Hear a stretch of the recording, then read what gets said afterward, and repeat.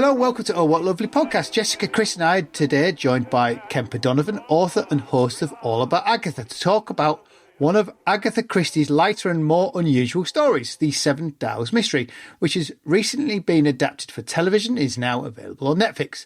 Published in 1929, The Seven Dials Mystery begins with a country house prank involving alarm clocks, but quickly spirals into murder, secret societies, and a shadowy organisation known as the Seven Dials. At its centre is the sharp-witted Lady Eileen Bundle Brent, who finds herself drawn into a fast-moving, often playful mystery that blends espionage, comedy and classic whodunit elements. This is not a Poirot or a Miss Marple, but something altogether lighter in tone. The latest adaptation leans into that energy. Produced for a modern audience, it emphasises pace, character and a visual style while keeping the period setting. It's clearly been shaped with an international audience in mind, aiming to balance nostalgia with contemporary storytelling. Interestingly, in this adaptation, the First World War underpins the whole story, yet the war is almost entirely absent in the original book. The reception has been mixed. Writing in The Guardian, the reviewer described it as, "This is Agatha Christie by way of Enid Blyton, made for an international market that thinks Downton Abbey is real," concluding that it is retro, without flair, and full of modern concerns about everyone's emotional well-being, awarding it 2 stars out of 5. I think that's harsh. Meanwhile, based on over 22,000 reviews on IMDb, it has an average rating of 6.2 out of 10, which is apparently good, but I still think is harsh. Perhaps before we go any further, I should warn listeners, I suspect we'll have spoilers. So, Kemper, thanks for joining us. Before we get started, do you want to tell us a bit about your background and your relationship with Agatha Christie, but you know what I mean? Absolutely. I think about my relationship with Agatha Christie on a daily basis. Thank you so much. I'm thrilled to be here. I have been hosting All About Agatha for almost the last 10 years now, and it really just started as a fan podcast. It started as a joint endeavor with a very dear friend of mine named Catherine Brobeck, and we co-hosted for 5 years.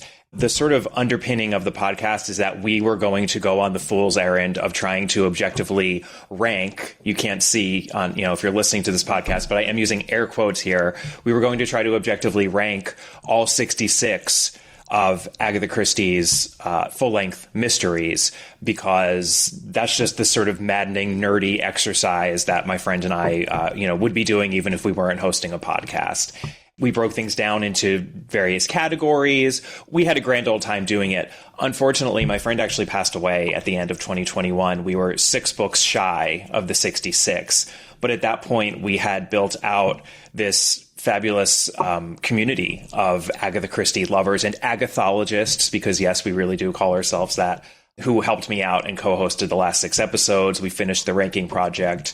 And since then, it's just become a general podcast about Agatha Christie. And I worried that, maybe this could go on for another year or 2 after the ranking, but there is just no dearth of material where Christie is concerned, probably more so now in 2026 than in 2016 when the podcast started. She just seems to be becoming more popular, more relevant, and more cited, both in a scholarly and a popular way as each year goes by, which is fantastic for people like me. So I also am a mystery writer as well. So I also, I try to follow in Agatha Christie's footsteps, and on a daily basis also lament the fact that I am not the genius that she is when it comes to writing mysteries. So, this is her 7th novel, but where did you rank it in your ranking? What number did it have? I'm a little scared to tell you where we ranked it because it's quite low. All of the thrillers for the podcast ranked lower for the most part than her sort of straightforward mysteries. That is a bias that we had, but I also think it's a bias that most Christie lovers also have, and it's something we can talk about as we get into Seven Dials Mystery, but it is ranked 57th out of 66. Ooh, that's harsh. Yeah, you're not alone. In 1929, the New York Times described it as below standard for Agatha Christie, and the Scotsman said it was less good in point of style than some of her earlier novels, which makes it odd that it seems to have been picked up by Netflix. In terms of contemporary thrillers, I'm not sure it's that good, having read the book as well as seen the adaptation. Okay, so Sapper is not a great stylist, but there's considerably more energy to Sapper than there is the Seven Dials. And certainly she's no her thrillers are in no way comparable to John Buchan, who's probably the greatest thriller writer of the age, I'd say. So yeah, I'm with you on a low ranking, I'm afraid. The interesting thing is, before I started doing the podcast and became, the Christie fanatic that I now am, I had thought that Christie wrote all of her thrillers early on in her career when she was clearly experimenting, as writers do, and figuring out, what do I do well? What kind of a writer do I want to become?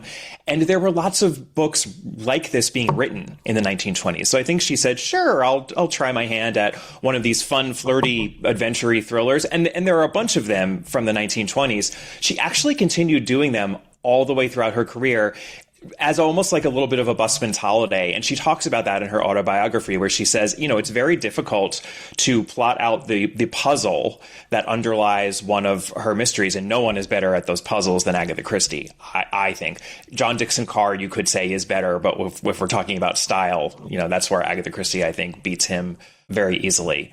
That's the kind of writer she eventually became, and yet she still would go back to these thrillers every now and then, and she did them in the 40s, in the 50s, even in the 60s. You could even argue in the 70s, because Postern of Fate, who even knows what that is, but it's sort of a thriller, sort of a mystery, sort of a mess. This was a mode that appealed to her enough to continue to do it throughout her entire career. And I will just say this. Even though we ranked it very low on the podcast, we have gotten a lot of pushback about that over the years. And there are a lot of people who really love the Seven Dials mystery, for the most part, for one specific reason, which is a very spoilery reason. Is it okay now if I spoil? Yeah, we've said spoilers are coming. So. Okay. And this is a twist that the Netflix adaptation did preserve. And I agree with you, by the way. I mean, for the most part, I was pleased with the Netflix adaptation. I wasn't over the moon about it, but I think that they did a very, very good job. But the twist at the end, that this secret society, the Seven Dials Club, is actually a force for good, is very surprising. They're like, they're the good guys. The whole time we thought these were the bad guys. And so you have that nice moment when Superintendent Battle is revealed as the head of the secret society. And you're like, oh, is he the big baddie? And it's like, no, he's the big goodie. That's a fun twist, a fun Agatha Christie-esque twist where everything gets turned on its head at the end. So it does have that. And weirdly, that twist almost sets it up for a whole new series of books that doesn't happen. You'd have thought you'd have had, 20... Seven Dials mystery books spun off from that, which doesn't happen. It's kind of which I suspect is why potentially Netflix picked it up. In regards to that, because it feels very much like, well, Netflix would now like to make a series of things, potentially using Inspector Battle, Martin Freeman. They're very different people. as like an ongoing, not Poirot, not Miss Marple. You could see them building a thing around those. It is a little odd that the thing exists when there's no more. There were 3 Inspector Battle books, is that right? Yeah, there are technically 4 books in which Superintendent Battle appears. So believe it or not, this is actually a sequel of sorts to The Secret of Chimneys, which came out in 1925. So the Seven Dials mystery is reacquainting us with Superintendent Battle and Bundle, Lady Eileen. And so Superintendent Battle appears in The Secret of Chimneys, and in this novel, also in Murder is Easy, and in Towards Zero. And technically, he is also in Cards on the Table, which is a little bit of a super band of detectives who get together in that book. It really is a Poirot, because when Poirot appears in a book, it becomes a Poirot book. But there are Colonel Race is there, Superintendent Battle is there, Ariadne Oliver, and Superintendent Battle. So, yeah. As of the time we're recording, I did Google this just before. There is, at the moment, no confirmation either way that there will be a second series, or won't be a second series, which I find interesting. I just thought it was such a big thing for Netflix that they'd be running straight on. There is going to be a new BBC Poirot, isn't there?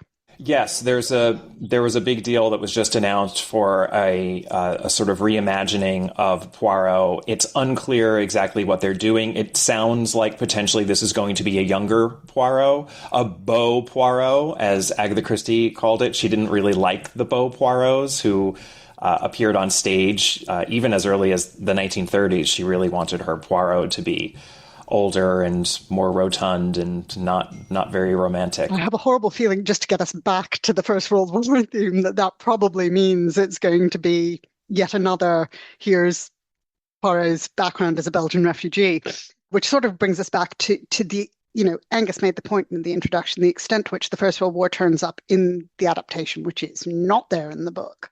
I think that's probably the biggest difference. Often in a lot of recent Christie adaptations, if I had a main bone of contention, it's that the tone between the adaptations and the books is very, very different. And almost always the tone of the adaptation is much darker.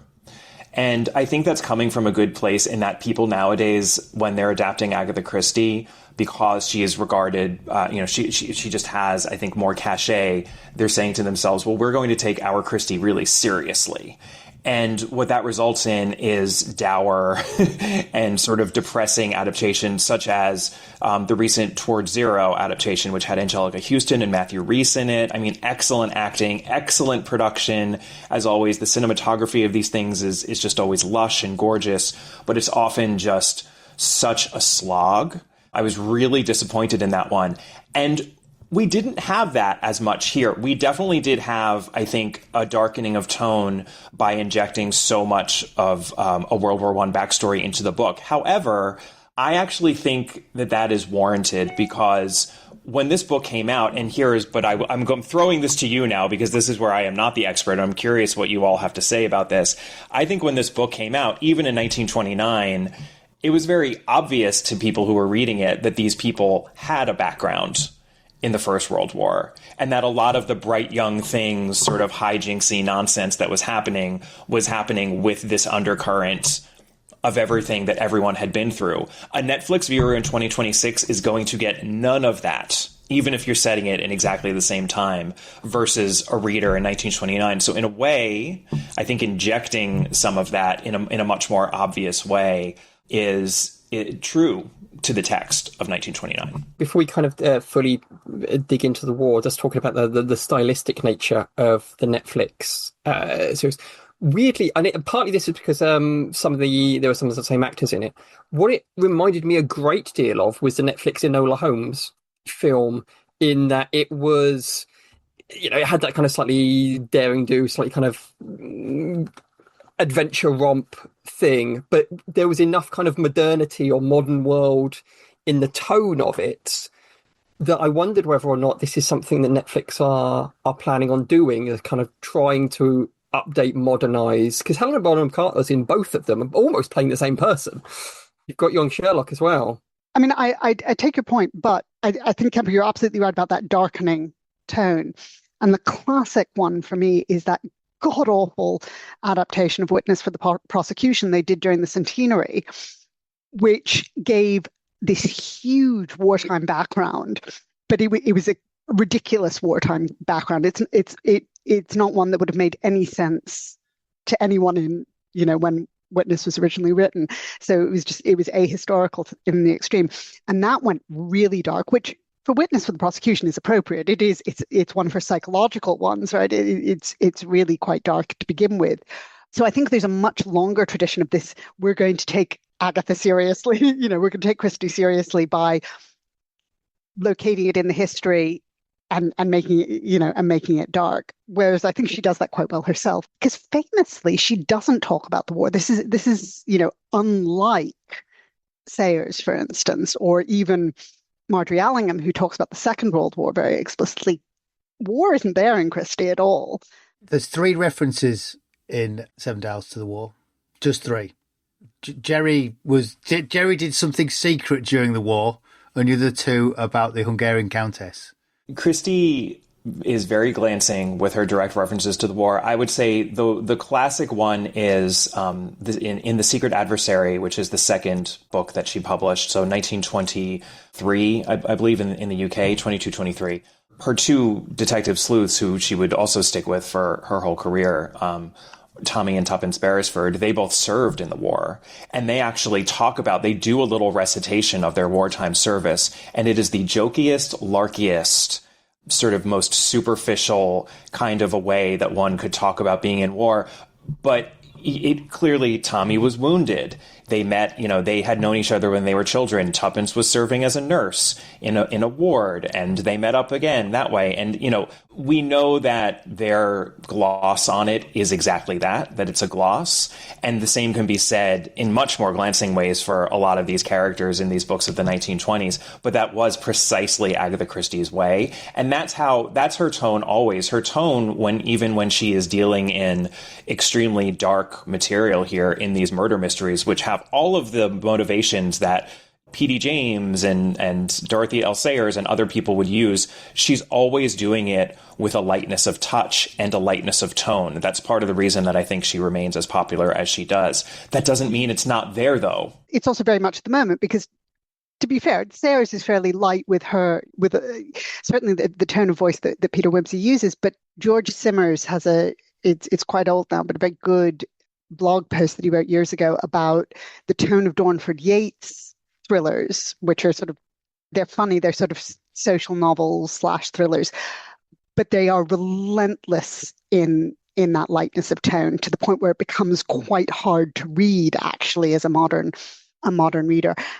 And George's point is that's the cultural response. This is this huge historical event that everybody participated in, and the only way to deal with it is to be facetious about it. That's the way in which British society is dealing with it. It's not that they're being silent; it's that they're laughing at it. And I think Christie does it beautifully, as you say, with a very light touch, which and a much lighter touch than Yates does, which is why she's still so readable now. But I think, it is very much of the moment. Thinking about 1929 as the publication date for this, of course, that's the height of the war books boom. You've had a series of, All Quiet on the Western Front is published in English early in 1929. It's already a phenomenon by then. You start to get Goodbye to All That, Memoirs of an Infantry Officer, all the memoir, semi-fictional memoirs coming out. You've had a whole series of fictions in the late 1920s that have been written. So I think there would have been a cultural awareness of the war, even if it's not made explicit. So I think you're quite right about sort of the timing and the assumption that her audience would make those associations already. It's funny because I certainly read the book and it felt like Jeeves of Worcester, which made me wonder if how much what was Jeeves doing during the war. Whose Batman was Jeeves? That was the Ben Sharp book. Jeeves and the what is it, the King of Clubs or something? Where that's Jeeves as a Jeeves is a secret agent in charge of the club of valets. That's actually, and they get Bertie Wooster working for them as an intelligence asset. Yes, that's good fun. That is. And Christie and Woodhouse were very much fans of each other. Actually, she dedicated a late novel to him, and they corresponded a little bit. So there was a mutual appreciation there. But absolutely, I mean, I as a Woodhouse fan as well, there's a lot of the best thing I think you can say for these 1920s thrillers is that they are Woodhouseian in some ways. Even myself, the Agatha Christie freak that I am, I think she does it as well as Woodhouse? Of course not. This is not the best thing that she does, but there is a little bit of that DNA in there, and perhaps it's coming from the same place. I just thought it was a change of pace. You put the Blunt driving the whole thing, and it also somehow occasionally got farcical. I thought it was great. I really enjoyed it. Can I ask on that note what you made of the changes to the plot in the adaptation, Kemper? So I'm not, I'm not a adaptation police either. Like I actually. Just your opinion of them. Yeah, no, I love when changes are made if they're defensible or interesting. I don't even have to agree with them as long as some reason for, this, we did this because X, we thought this would be interesting. Or, when you're changing in medium, when you're making a change in medium, you often do have to make changes in plot. That is fine. So I don't get annoyed by any sorts of changes. That being said, as I was saying before, I think that you can absolutely defend injecting that World War I backstory into this cast of characters for tone, just for sort of understanding where these people are coming from. I thought it was perhaps going a little far that the underlying motivation for the murders themselves is going to loss that was incurred during World War I, right? Where we have Helena Bonham Carter, who has lost her son, and this has just embittered her to such a point where she's just blowing it all up. And, you know, it's a little bit the most famous person in the cast did it, so they had to give Helena Bonham Carter more. In the book, she has nothing to do with it. In the book, she in fact does not exist because it is Bundle's father, not Bundle's mother, who is the single parent that we see. And he is a wonderfully comedic character because he is just so beside himself that he's had all of this foisted on him, you know, that he's inherited the title from his brother, and he wants none of all of these political sorts of shenanigans. He actually gets, I think, a bit more airtime in The Secret of Chimneys, but then Bundle has much more to do in the Seven Dials mystery. She is in The Secret of Chimneys, but she's not a central character in that novel.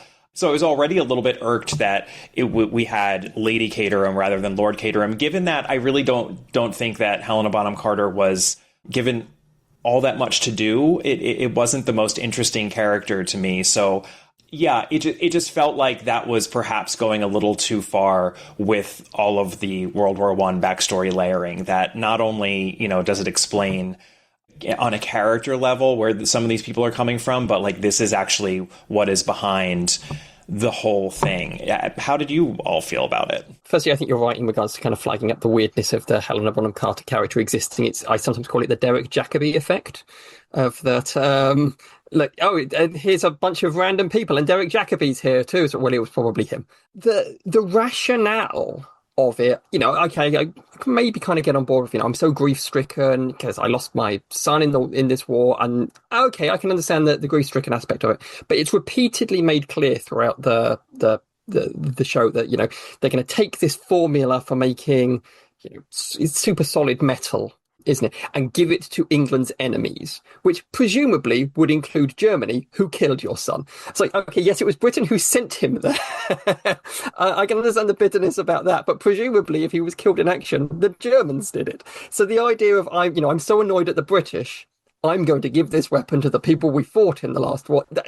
It starts to break down real quick on a logical level, and it relies, I think, an awful lot on the audience understanding like a popular construction of grief and bitterness after the war, because the war's a bad thing that you should feel grief and bitterness about, and not asking too many questions about the logical motivations.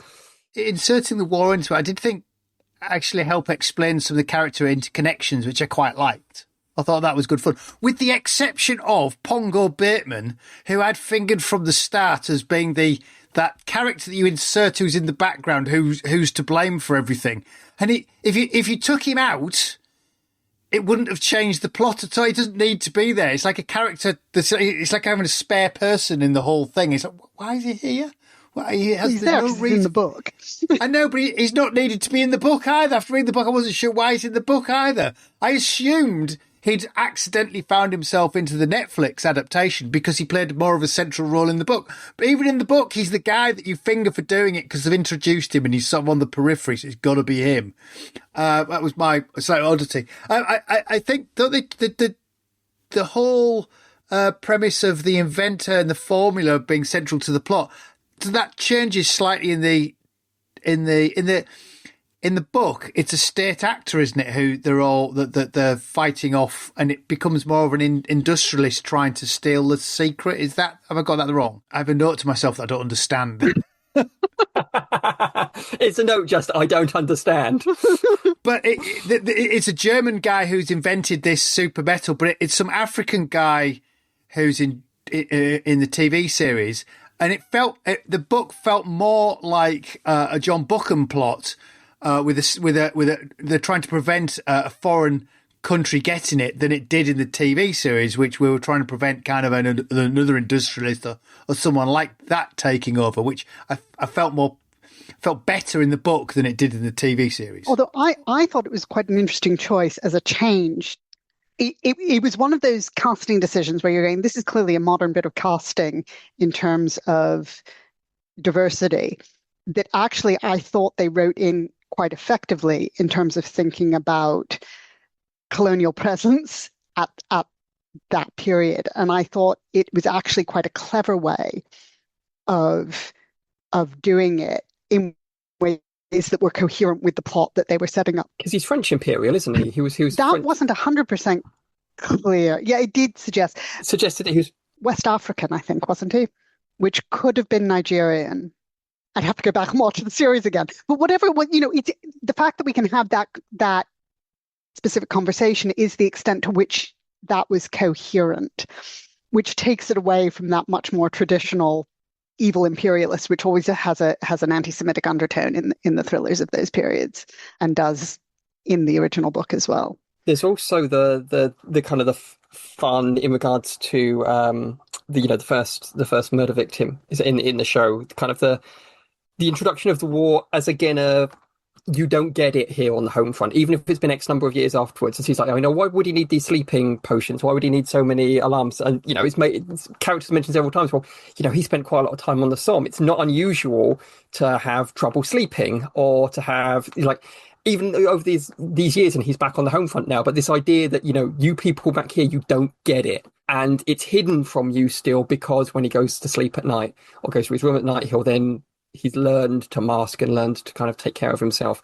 Was an interesting way of bringing the war in, which also kind of, again, fits within a kind of a recognisable popular construction for it. Although didn't they point out that Jerry could sleep through anything even when he was on the Somme? So why would he need a sleeping draft? But that also fits because, the classic image is, we slept where we dropped. They learned to sleep wherever. And that's very much there in those memoirs that are coming out in the early 1920s. I know Christie famously served as a pharmacist during the war, but wouldn't necessarily have been on the front. It certainly wasn't on the front line, but would have been aware of that sort of narrative of frontline experience because that would have been around.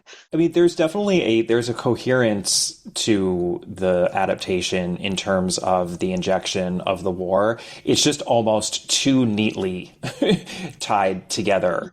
When we get to the end of, when I got to the end of it, I was like, okay, so this is really all about, this is all about the First World War. But you know what? That's sort of interesting. And I will say this just to give a little American perspective, because I didn't cover this adaptation on my regular podcast, but I do a little Patreon offshoot, and we discuss in the comments after I post an episode, and I get really interesting feedback from people who also think very deeply about these texts and these adaptations. And one of the Patreon listeners made the really good point that, especially for American viewers, a lot of this is sort of educational because we still don't have that cultural knowledge of the First World War, I think to the extent that you do in the UK. I don't know if you still have it now. It was an interesting adaptation to watch, I think, for an American audience. It was a choice, it was a choice, and they committed to it. And I think you could be annoyed that it took it, in a different direction from the book. A little bit tonally, but not too much tonally either, by the way, because especially in those early scenes, we still had the party, right? Like we still had the glamour and the glitz of these bright young things' lives. It's just that we were getting some very heavy-handed references to the war underneath that and sort of being reminded about their pasts. I thought one of the interesting references that party alludes to very heavily in both the book and in the adaptation is the way in which the war changes class and the idea of the nouveau riche. What David Cannadine refers to as decline and fall of the aristocracy, this idea that, houses are now having to be, land is being sold off, houses are being sold off, and that the war, it doesn't create the crisis in the aristocracy, but it certainly accelerates it. And I thought, that tracked across the representation in the two really nicely. Just in terms of the educational effect, I mean, I'm wondering to what extent there are references that I'm probably the vast majority of people watching wouldn't pick up the way we would pick up as First World War historians, but to plonk a dial-associated war memorial in the middle of their private land is sort of going, okay, now that's a heavy-handed reference to the First World War, because the minute you start having a war memorial, it's like First World War in Britain. Whereas, yeah, that felt a little bit clunky to me. Hadn't they brought him back? No, it was just the memorial, because they did have the "we couldn't bring him back" conversation there at that point, didn't they? Did they bring the father back? I didn't understand that bit at all. Well, he was part of the part of Lady Caterham's just overarching embittered state, which is why she wanted to do all this. I will note he was said to die on September 15th, which is Agatha Christie's birthday. So I have to say, the killing off of Ian Glenn was, after reading the book, I'd have left Ian Glenn in because he's I love watching Ian Glenn in stuff. It was such a disappointment to see him killed. Within like 2 minutes of, oh, here's Ian Glenn. Oh, no, never mind. Spoilers again, but he's then exposed as a former member of the Seven Dials, who Bundle then takes over his role. But what was he doing in Spain? It in no way ties into any of the rest of the plot at all. It was very confusing. They just wanted a nice splashy opener with the second episode. And Ian Glenn wanted to go to Spain, or they, as is traditional in these things, they wanted to use the orange filter on the camera to it's the same one they used for Breaking Bad to give it that view. It got the Doctor to Spain, didn't it? That's almost the plot point, perhaps why it was there. Because his sister was killed, right? His sister was killed, and then yes. It all, I will say this for it, it does tie together. It all makes sense, and believe me, that is not a bar that is always passed in these adaptations. The other thing I just want to mention, which we probably should have mentioned earlier, because I think it's important, especially when you're poking holes in any modern-day Christie adaptation, as is so often the case, there is a super faithful adaptation of the Seven Dials mystery that was already done. It was done in 1981 by London Weekend Television. Cheryl Campbell plays Bundle, Lady Eileen Brent, and John Gielgud is Lord Caterham in that adaptation. So it is one of those adaptations, though, that is so faithful, it makes you start to question why it exists. Because you're like, well, this is the experience of reading the book. And that was actually at a time when they were trying to prove to Agatha Christie's daughter, Rosalind, who was very, very protective over the estate and who really spent her life after Agatha Christie passed away in 1976. She spent her life being protective of it and making excellent decisions. She's part of the reason why we have the Joan Hickson series and the David Suchet series, which I think are two of the very best. They went out of their way in these early 80s adaptations to be as faithful as possible. So it's like we have our super faithful Seven Dials mystery adaptation. Like, absolutely, take a weird First World War angle on it and go wild. And that's kind of what they did, Great. And there's been a lot of criticism in the press, certainly around the Sarah Phelps adaptations, which have been the BBC adaptations for the last few years, some of which are more successful than others. I love Pale Horse. What was the one they did that it was set they moved to the 1950s and involved fear of nuclear war, which I thought was really good, actually. Critics hated it. This was about 4 or 5 Christmases ago. Is this one of the Sarah Phelpses? Yeah.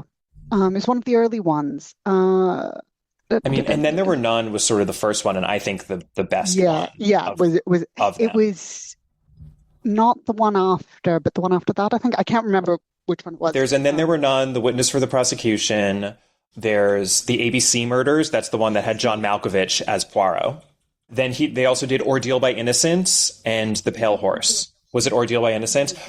I'll be honest, you say Sarah Phelps in some Agatha Christie circles, and it's like the fangs come out immediately. Like, I love And Then There Were None, and I actually like that Witness for the There are some things about that Witness for the Prosecution I think are really interesting, and I would say the same about the ABC Murders, even though there are things about it that drive me crazy. I loathe Ordeal by Innocence and The Pale Horse. My Rufus Sewell fandom notwithstanding. He's the only good thing I think about that. I think that's the thing with Sarah Phelps. She's very Marmite in all sorts of ways. My issue with the Witness for the Prosecution was the history was bad. Fine, reset it in a different period or bring out the history, but do the history well, for God's sake. Don't have them randomly walking across no man's land hand in hand. I'm sorry. Don't have have a pivotal emotional plot point based on a father and son serving together. Yes, they did, but the emotional storyline is not anything like anything I've ever read from a First World War serviceman or ex-serviceman ever. I think what I liked about that adaptation is that it was taking the story out from under the shadow of Billy Wilder. I mean, Billy Wilder's Witness for the Prosecution is probably the best adaptation of any Agatha Christie adaptation that exists, even though it's not my favorite. I can tell you my favorite if you'd like me to a little later. I'll tease that. But it was really going back to the short story that it was based on and just doing something different again, and just which I really appreciated. She has that audacity, I think, Sarah Phelps. She's like, I'm just going to do my own thing each and every time, and so it either really works for you or it really doesn't. So yeah, exactly. So are you going to tell us your favorite adaptation in that case? My favorite is it's just Peter Ustinov as Poirot. I love the 1978 Death on the Nile, actually. It's just, I have the poster in my dining room. I love staring at it. It just makes me happy. And I think it's an excellent adaptation that in particular does justice to the puzzle. There's so much time spent on the solving of that mystery, which is a really complicated one, to the extent where when he is going through his, j'accuse of different suspects, we get fake flashbacks to what could have happened if each of those people was the perpetrator, and compare that to the short shrift that the puzzles get in the Kenneth Branagh adaptations, which I'm not mad about. I'm not mad that those exist, but it's just a very different treatment. And I think a lot of contemporary adaptations just kind of want to get rid of the puzzle and, move on to the good stuff, which in their minds is character. And I think in the best Christie, the character and the puzzle actually go hand in hand. And it feels like that adaptation understood that. So when it came to the books, what was your number one book? So our top ranked book is Five Little Pigs. We actually had a tie between Five Little Pigs and Then There Were None. I think most people would probably guess that And Then There Were None would be our top choice. It's probably her most recognized, most famous title. I mean, it's one of the top selling titles of all time. And I think we liked having a little bit of a surprise there for the top spot. But Five Little Pigs is just a fabulous, fabulous book. And especially in terms of the ending, I think has some of the best writing that Agatha Christie ever did. And that is a book where the character and the puzzle very much go hand in hand. Once you figure out who these people are, you have a huge leg up as to what exactly is happening in that mystery. It's so good. I feel that we've sort of come to a natural finish for Seven Dials. We'll have to get you back, Kemper, after the BBC's new adaptation of the Poirots and get your opinion on those. Oh, yes. And, one other thing I was just going to say, you mentioned the diversity of casting, that they're clearly, and, there's a big push for that in these modern adaptations, which I think is fantastic, of course. And I do think it was done very well, actually, in this adaptation. I didn't mind that change so much from the novel in terms of the German versus something that was happening in an African country. But the oddest thing is that you can count on one hand the number of Agatha Christie novels that haven't been adapted. And one of them is her only novel that includes an entire cast of non-white people. And that one still has never actually been adapted, and it makes no sense to me that it hasn't been adapted by this point. It's Death Comes as the End, set entirely in ancient Egypt. Still has not been done. There was a script written a couple of years ago, not by Sarah Phelps, by another screenwriter, and I don't know why it never quite got off the ground, but in that, people are doing novels that, such as the Seven Dials mystery, just anything and everything by Agatha Christie. We live in a world where even the fictional detective who was created by Agatha Christie's alter ego in the novels, Ariadne Oliver, Agatha Christie makes jokes about all of the problems she had with Poirot through Ariadne Oliver, who talks about this Finnish detective, Sven Hirsen, who she created. There was an actual mystery series a year or two ago. I forget where it was released on which network, but it's the Sven Hirsen series. So it's like, if we are doing, meta Agatha Christie, why are we not doing Death Comes as the End, people? And it's a highly regarded book. It actually is fairly low in our rankings, but I also get a lot of pushback on that one. So I just don't get it. The cynic in me starts thinking culture war reasons for it, given how people react to such things in computer games and other media franchises. I suspect that might be the route. I suspect having it in ancient Egypt, you might, if you stuck with that, you might get around some of that. One would think, but you're probably right. It's a shame. Either that, or it's written and you'll just be picked pieces by ancient historians pointing out all the horrendous mistakes Agatha Christie's made with the history of ancient Egypt. Yes, but ancient historians need that now that they've got the Odyssey out of the way and they can't be complaining about accents in the Odyssey anymore. And also, what a bunch of nerds. Who on earth would dedicate so much of their time to picking holes in stuff made about the past? Get a job, losers. Yeah, well, there we go. So, Chris, what are we talking about next time? Can you remember? I've completely forgotten. We do have something planned, but I can't remember what it is. I know we're going to be talking to Christina Koenig about her novel, The Blind Detective, which is based on I think it's her grandfather's experience as a serviceman who was blinded in the First World War. Kemper, thank you very much for joining us. If people want to know more about Agatha Christie's, where can they find you? So they can find the podcast wherever they listen to podcasts, such as this one. Just put in Agatha Christie or All About Agatha into the search field. You will find me, or you can go to my website, www.kemperdonovan.com. Very good. Thank you very much. Well, your detective novels are there as well, aren't they? Yes, and you can find out all about my mystery novel output as well. So you're not to start the podcast all about Kemper. Yeah. That's for 10 years from now. Spin-off. Very good. Yeah. Right. Well, thanks a lot, guys. We'll see you next time. All right.